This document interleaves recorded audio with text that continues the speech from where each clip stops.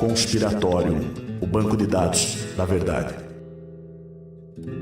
Antigo Egito, a criação do mundo e a cosmologia. É certo que o país das grandes pirâmides no deserto aguça nossa imaginação para desvendar que grandes mistérios estão por trás daqueles incríveis monumentos, cujo alinhamento astronômico com a constelação de Órion tornam sua arquitetura ainda mais fantástica. Que povo foi esse que habitou as terras às margens do Nilo e quais conhecimentos perdidos podem ser descobertos? Faremos uma série de vídeos investigativos sobre o Antigo Egito, no melhor estilo além da nuvem, como parte do Conspiratorium, que é o programa de assinaturas do Instituto Licentia.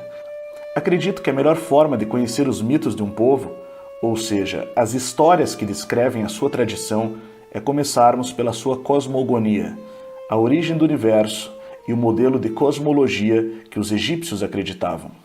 Os pesquisadores afirmam que haviam algumas diferenças sutis entre as variadas regiões do Egito no que se refere à origem da Terra, mas de modo geral são muito semelhantes, atribuindo a seres realmente colossais, os quais os egípcios chamavam de deuses, toda a criação e origem da Terra. Para se ter uma ideia, o campo magnético, que para os egípcios continha as estrelas, era a divindade Nut. Cabe aqui notar o hieróglifo de Akhet, que parece colocar o mundo em uma cratera. Para os egípcios, a terra, o mar, o sol, o céu e o ar eram divindades, e foram assim retratados. Mas um estudo mais atento, se comparado às descobertas recentes sobre árvores gigantes de silício e gigantes petrificados, podem começar a nos trazer algumas respostas, alguma luz a esses conhecimentos perdidos. De fato, gigantes são descritos regularmente em diversos hieróglifos egípcios, sendo que muitos acreditam que o Antigo Egito foi habitado por uma raça de gigantes. As sepulturas encontradas no norte do Egito, que datam de muito antes do início das dinastias dos faraós, tinham entradas estranhamente grandes, bem como os restos humanos encontrados também eram, curiosamente, bem maiores do que o da população nativa, como este dedo mumificado de 38 centímetros, fotografado em 1988 pelo fotógrafo suíço Gregory Sporry, ou esses sarcófagos gigantes encontrados dentro da pirâmide de Djoser, que alguns adeptos da arqueoastronomia chegam a afirmar que as misteriosas tumbas gigantes abrigam alienígenas em estado de hibernação. Certamente, curiosidades não faltam sobre esta antiquíssima cultura que abordaremos nesta série de vídeos sobre o Antigo Egito. Voltando à cosmologia egípcia, a Ma'at, que para os egípcios é a ordem fundamental do universo estabelecida na criação do mundo, é que diferencia o mundo do caos que o precedeu e o cerca. Note aqui a coincidência entre o espaço e tempo que constituem uma única dimensão, e também o fato de que antes da criação desse cosmos, desse mundo, havia caos e também há caos fora dele, além dele, ao redor dele. A mitologia egípcia, assim como a greco-romana ou a védica, faz muito uso da personificação. A personificação consiste em atribuir características humanas a elementos naturais não humanos, como o céu, o ar ou os oceanos, como se fizesse referência a seres invisíveis que atuam por trás destes elementos naturais, ou talvez a um único ser.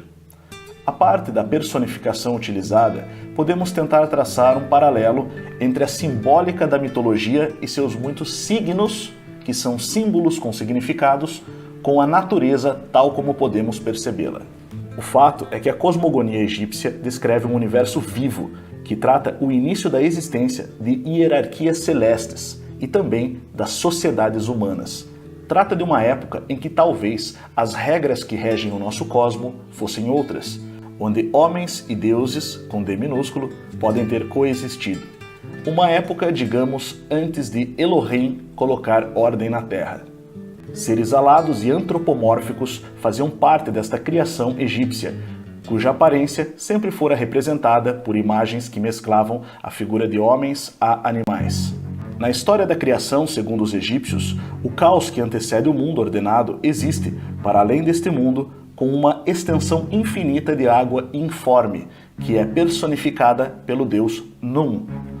Por que as águas exteriores e etéricas ganharam esta personificação de uma divindade? Talvez nunca venhamos a entender completamente. A terra, personificada no Egito pelo deus Geb, é uma extensão plana de terra sobre a qual se arqueia o céu, representado pela deusa Nut.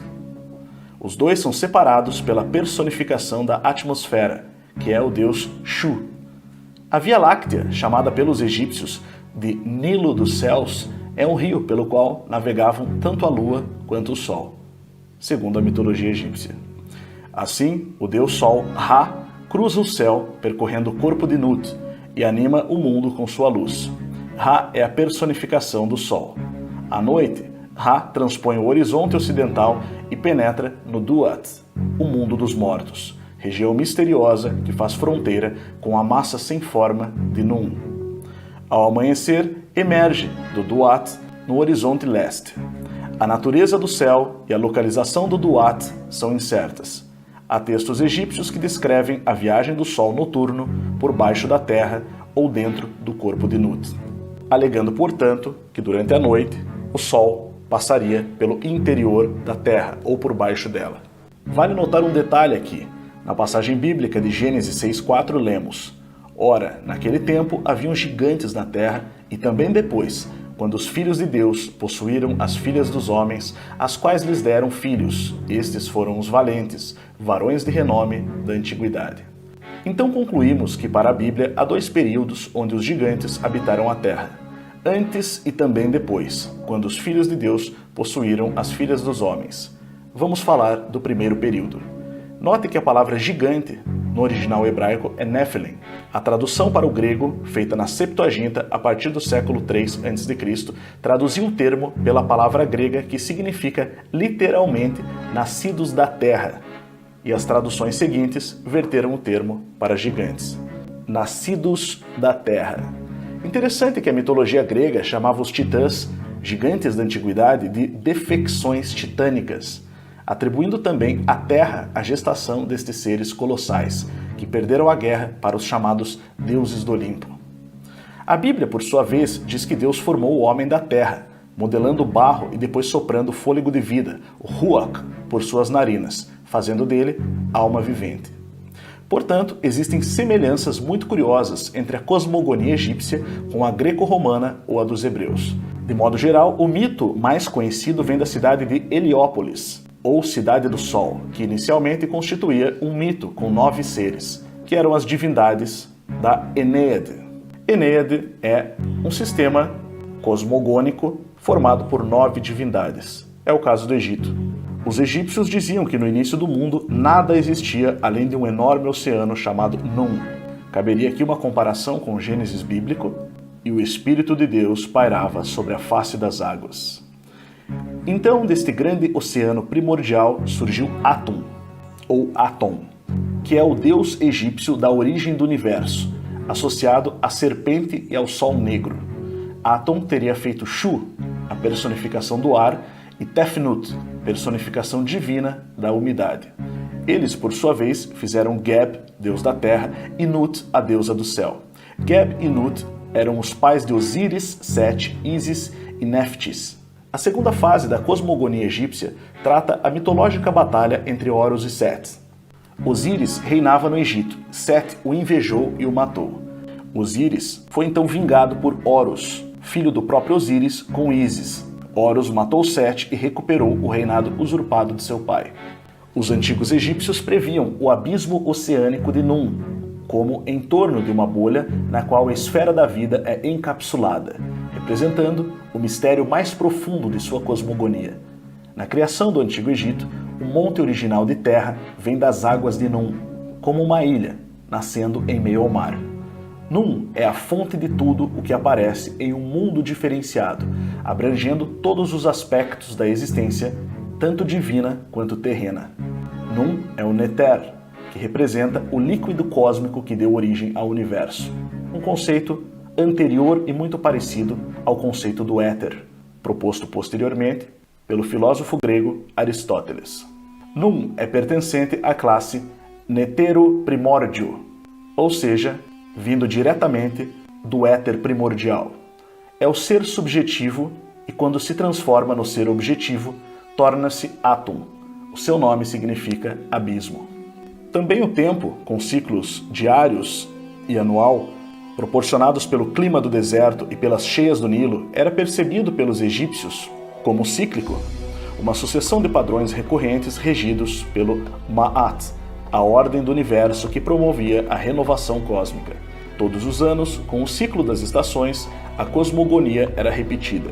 Assim como, todos os dias, a criação do mundo era retomada quando o deus solar egípcio expulsava a serpente Apófis, sem contudo conseguir eliminá-la, pois o caos, ou as trevas, representava a virtualidade e era, portanto, indestrutível. A cosmogonia egípcia representava, portanto, a eterna batalha diária entre a luz e as trevas.